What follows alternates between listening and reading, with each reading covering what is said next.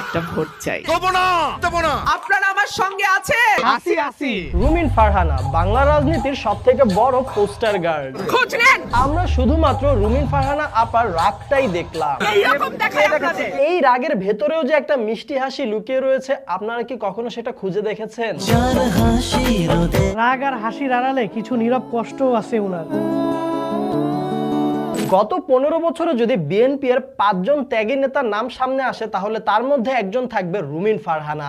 I served the party for last 17 years. Sheikh Hasina সরকার থাকার আমলেই তিনি টিভিতে লাইভ টক শোতে আওয়ামী লীগকে জাস্ট ধুয়ে দিতেন। ক্ষমতা থেকে নামেন, বাড়ির মুখ দেখবেন না কতটা। শুধুমাত্র টিভি লাইভ টক শোই না, সংসদেও পর্যন্ত তিনি বিএনপিকে ডিফেন্ড করতেন। বিএনপির মৃত ব্যক্তি, হজে যাওয়া ব্যক্তি মিথ্যা মামলা দিয়ে একেবারে জেরবার করে ফেলা হয়েছে। এক কথায় বলতে বিএনপি এর একটা ট্রাম্প কার্ড ছিলেন রুমিন ফারহানা। হ্যালো ভিউয়ার্স, কেমন আছেন সবাই? যারা যারা নতুন আছেন তারা পেজটি ফলো করবেন। তো চলেন ভিডিওটি দেখে আসি।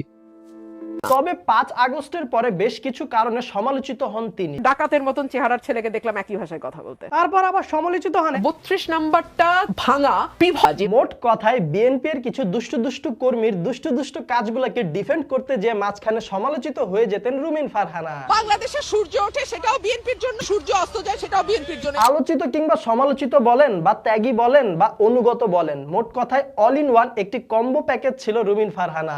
আমরা বিএনপির কর্মী, গর্বে আমাদের বুকটা ভরে ওঠে। তবে তিক্ত হলেও সত্য কথা কি জানেন, এই রুমিন ফারহানাকে এমপি পদপ্রার্থী হিসেবে কোনো মনোনয়ন দেয়নি বিএনপি। তখন তোমার কেউ ছিল না, তখন ছিলাম আমি। এখন তোমরা সব হয়েছে। এটাই বাস্তব ভাই।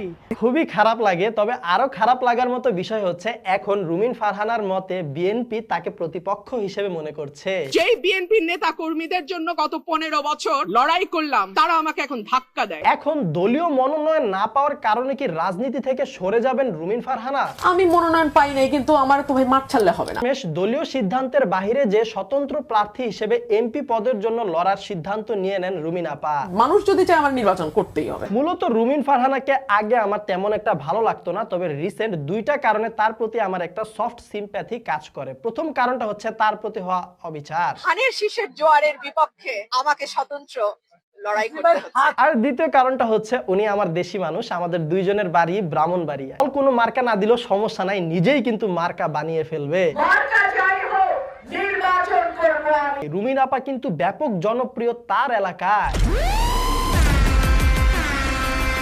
এলাকার মানুষজন কিন্তু রুমিন ফারহানাকে বেশ পছন্দ করে। সোশ্যাল মিডিয়াতে কিছুটা ঘাটাঘাটি করে এর অনেকটাই নমুনা পাই। যেমন এলাকার বৃদ্ধ দাদি নানিরা তাকে দোয়া করে দিচ্ছে। মালা পরায় না, সাথে থাকে অনেক ফুলের বর্ষণ। জনগণের ভালোবাসায় প্রার্থী রুমিনা। বাংলায় কোনো মার্কা আছে? আছে। কোন সে মার্কা? হাঁস মার্কা। আরে তোমার আমার হাঁস মার্কা। রুমিন আপা হাঁস মার্কা। পং পং প্যাক প্যাক হাঁস মার্কা। ভিডিওটি কেমন লাগলো অবশ্যই কমেন্ট বক্সে জানাবেন। এইরকম সব ভিডিও পেতে অবশ্যই ভিডিওটি লাইক, কমেন্ট এবং শেয়ার করে দেন।